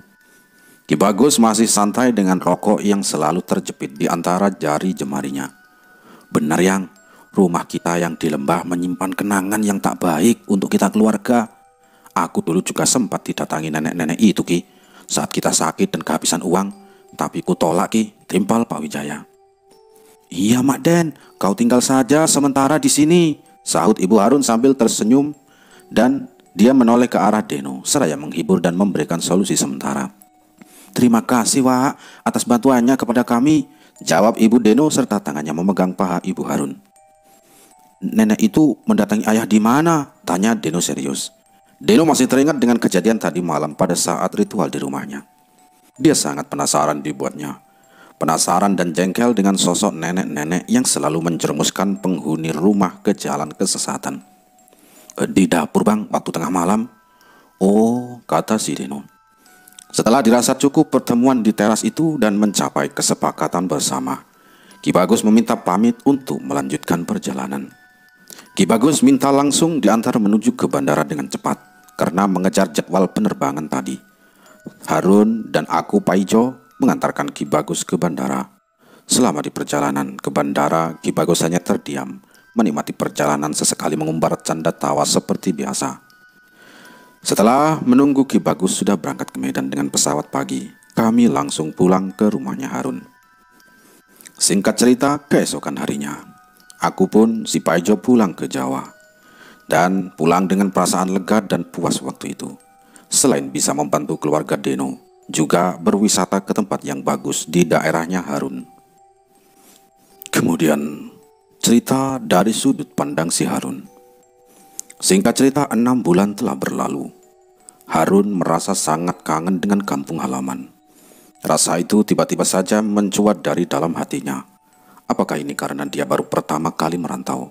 Ya, mungkin saja. 6 bulan di Jawa serasa tidak ada waktu luang untuknya. Tiap hari Harun harus berkutat dengan kegiatan kampus. Dan setiap sebulan sekali, dia harus mengaji di rumahnya Ki Bagus bersama dengan Paijo. Hari demi hari dia lalui dengan ikhlas dan kerja keras, agar apa yang dia niatkan bisa dikabulkan oleh Tuhan Yang Maha Esa. Senin depan setelah 6 bulan Harun di Jawa, tibalah waktunya liburan semester. Harun berencana pulang ke kampung halaman. Selasa pagi, Paijo, teman baiknya, mengantar dia ke Juanda Airport, karena Harun memutuskan untuk naik pesawat biar cepat sampai. Sore menjelang maghrib, Harun pun sudah sampai di rumah. Keluarganya sudah menunggu di rumah. Ternyata keluarga Deno sudah pindah dari rumahnya Harun. Mereka mengontrak sebuah rumah yang jaraknya tidak terlalu jauh dari rumahnya si Harun. Berjarak sekitar 5 rumah saja dari rumahnya Harun. Malam hari, Harun bermain ke rumah Deno. Saat sampai di rumah Deno, Harun melihat keluarga Deno ini mulai kembali di kehidupan normal. Dia pun langsung duduk di ruang tamunya beralaskan tikar. Tapi mereka bahagia dengan kondisi yang seadanya. Rencananya besok keluarga Deno mau mengajak si Harun pergi ke rumahnya di lembah. Keinginan Pak Wijaya ini mau mengambil perabot rumah tangga yang tersisa, dikarenakan rumah mereka sudah laku terjual. Untungnya penjual tahu kondisi rumah Deno, mulai dari semua keganjilan dan keangkerannya. Menurut Pak Wijaya, rumah yang di lembah itu rencananya akan dibuat untuk tempat ibadah oleh pembelinya. Pagi hari, Harun menjemput keluarga Deno untuk mengambil perabot, sisa, dan pakaian, tapi tidak mengajak istrinya Pak Wijaya. Yang berangkat hanya Harun, Pak Wijaya, Deno, serta Niko. Singkat cerita, beberapa jam mereka lalui. Hari menjelang siang akhirnya tibalah mereka di rumah Deno. Pak Wijaya langsung masuk terlebih dahulu dengan cepat mengambil sisa barangnya dan pakaian-pakaian dibantu dengan Deno dan Niko. Sedang si Harun sendiri membantu mengangkat barang-barang masuk ke mobil. Setelah selesai semuanya, Harun langsung duduk di kursi mobil, sedangkan Niko dan Deno mengikutinya masuk mobil juga. Pak Wijaya yang masih di dalam rumah berjalan keluar. Setibanya ia di halaman rumah dan mau membuka pintu mobil, tiba-tiba tetangganya yang berada di depan rumah dengan langkah cepat tergopoh-gopoh datang menghampiri Pak Wijaya. "Oh, Pak Wijaya, saya mohon maaf, Pak," ucap Pak Maman, tetangganya Pak Wijaya yang ada di depan rumah, sambil meminta berjabat tangan dengan raut wajah ketakutan dan merasa sangat bersalah. Iya Pak, saya maafkan," jawab Pak Wijaya pelan dan mencerna perkataan maaf yang telah keluar dari mulutnya Pak Maman. "Benar Pak, saya minta maaf, maafkan saya Pak, maafkan," pinta Pak Maman yang berulang kali serta penuh harap, sampai ia bersimpuh di depan Pak Wijaya dengan jabatan tangan yang masih melekat pada kedua orang ini. "Iya Pak Maman, tenang saja, sudah saya maafkan," jawab Pak Wijaya yang spontan dengan tangannya mengangkat pundak Pak Maman untuk berdiri kembali dari duduk simpuhnya. "Terima kasih ya Pak," ucap Pak Maman sambil melepas genggaman erat tangannya. Setelah itu Pak Maman kembali ke rumahnya dengan langkah sedikit terseret. Terlihat ia sedang sakit. Harun sendiri tak tahu apa yang terjadi dengan mereka. Pak Wijaya sendiri hanya diam saat memandangi Pak Maman berjalan pulang ke rumahnya. Setelah itu Pak Wijaya langsung naik ke mobil. Di dalam mobil, suasana masih terdiam. Belum ada pertanyaan yang terlontar dari anak-anak ini. Saat mobil baru berjalan, roda mobil ini mulai melambat. Harun melihat di depannya ada tangan seorang pria melambai dan berteriak ke arah kami. "Pak Wijaya, mampir dulu Pak!" teriak serta lambaian tangannya Pak Selamet dari depan halaman rumahnya. Pak Wijaya yang melihat dan mendengar langsung menyuruh Harun sebagai sopir untuk membelokkan mobil untuk masuk ke halaman rumah Pak Selamet. Setelah mobil berhenti di depan rumahnya, mereka satu persatu keluar. Semua anggota keluarga Deno langsung berjabat tangan dengan Pak Selamet dan Mak Rinda. "Pak Wijaya, tadi kelihatannya ketemu sama Pak Maman ya?" tanya Pak Selamet yang sudah duduk di depan Pak Wijaya. "Iya Mat, kok tahu?" jawab Pak Wijaya. "Ya tahu dong Pak, tadi saya kan di kebun sebelah rumah Pak Wijaya, tapi saya diam saja dan kembali ke rumah." "Lah, kok nggak samperin aku Mat? Memang ada apa Mat?" "Ya, tadi ada Pak Maman sujud di depan Pak Wijaya, jadi saya nggak enak. Akhirnya saya kembali ke rumah. Sekalian, Pak Wijaya, saya ajak mampir ke rumah. Keluarga Pak Wijaya juga jarang ke rumah saya kan." Hehehe, kata Pak Selamet yang sangat bersahaja. "Ngomong-ngomong, ada apa sebenarnya sih Met? Kok tiba-tiba maksa mampir gini?" "Oh, begini Pak, keluarga Pak Maman sekarang sudah hancur," jelas singkat Pak Selamet. "Loh, kok bisa? Hancur kenapa Met?" "Jadi gini Pak, habis keluarga Pak Wijaya pindah ke kota, kami di sini kan mendengar kabar bahwa keluarga Pak Wijaya sudah sembuh semua. Saya senang waktu itu Pak. Tapi selang beberapa hari, Pak Maman tiba-tiba cerai sama istrinya. Malah sekarang kedua anaknya juga jadi buronan aparat kepolisian Pak," jelas Pak Selamet serius. "Bener itu Pak," sahut Mak Rinda dan ia pergi masuk ke dalam rumah. Loh, kok bisa Pak?" "Iya Pak, dengar-dengar mereka terlibat kasus perampokan. Malah seringkali aparat mondar-mandir lewat depan rumah saya. Kapan hari ya, saya sempat didatangi 2 orang polisi untuk menanyakan keberadaan anak-anak Pak Maman. Ya, Pak Wijaya tahu sendiri kan. Saya hampir tiap hari berada di kebun, jadi mana tahu di mana anak-anak Pak Maman berada." "Terus gimana mereka sekarang Pak?" sahut si Deno. "Wah, kalau selanjutnya Pak Met kurang tahu Bang Deno. Kami juga sampai saat ini tak ada yang tahu keberadaan mereka. Bahkan batang hidungnya sampai detik ini juga belum kelihatan," jawab Pak Selamet. Deno kembali terdiam, kaget karena teman sebayanya sudah terkena masalah di usia muda. Deno sendiri sempat terlintas memikirkan tentang nasib Intan dalam lamunannya. Kondisi siang itu hening sebentar tanpa ada pembicaraan, karena kabar yang diterima begitu memprihatinkan. Tiba-tiba Mak Rinda keluar dari dalam rumah dengan membawakan minuman hangat dan makanan ringan. "Ayo Pak, semuanya diminum Pak," pinta Mak Rinda. "Oh iya Mak, terima kasih." "Rumah Pak Maman sekarang juga sudah laku dijual Pak. Mungkin dia beberapa hari lagi pindah, tapi kurang tahu juga sih Pak. Sekarang saja sudah sakit-sakitan orangnya. Dia sekarang tinggal sendirian di rumah Met. Pantesan tadi jalannya agak terseok-seok," tanya Pak Wijaya. "Iya Pak, kapan hari Pak Maman ke rumah saya sendirian pinjam uang untuk berobat dan makan," sahut Pak Selamet. "Wah, sudah separah itu ya keluarga Pak Maman," gumam pelan Pak Wijaya. "Benar Pak, mungkin yang menyakiti Pak Wijaya sekeluarga adalah Pak Maman itu," tuduh Pak Selamet yang serius di depan kami. Ya nggak tahu lah Met, jangan asal tuduh. Biarkan saja, yang penting keluargaku sudah sehat dan aman semua. Harun duduk bersama mereka merasa sependapat dengan ucapan Pak Slamet. Tapi si Harun ini hanya diam, tak berani menuduh tanpa alasan. Biar yang kuasa saja yang membalas perbuatan jahat kepada keluarga Pak Wijaya. Di tengah obrolan mereka, tiba-tiba ada yang datang. Terlihat seperti pemuka agama di desa ini. Ia memakai baju koko putih, sarung hijau dan kopiah putih bundar. Ia datang dengan membawa motor dan turun dari motornya dengan tergopoh-gopoh menuju ke arah mereka. Assalamualaikum. Salam dari bapak-bapak tua ini yang berdiri di depan Pak Wijaya dan yang lain. Oh, waalaikumsalam, jawab mereka semua. Ada Pak Wijaya. Sudah sehat Pak? Tanya orang tua ini. Oh, alhamdulillah Pak. Mang Udin sudah sehat. Pak, saya minta bantuannya semua yang ada di sini ya. Loh, emang ada apaan Pak? Tanya Pak Slamet. Gini Pak Met, tadi malam kan hujan lebat. Di pemakaman ada beberapa kuburan yang terkena longsor. Beberapa jenazahnya ada yang muncul naik ke permukaan. Bantuin saya ya, sekalian sama warga yang belum tahu dikasih tahu, terus suruh ikut bantu pemakaman. Pinta Mang Udin. Oh ya Pak kalau begitu. Setelah penjelasan dan permintaan Mang Udin selaku pemuka agama di kampung, Mang Udin bergegas untuk pergi dulu ke pemakaman. Sedangkan mereka yang berada di teras Pak Slamet langsung masuk mobil mengikutinya dari belakang. Kecuali Pak Slamet yang memberitahu warga sekitar dulu untuk ikut pergi bersamanya ke pemakaman.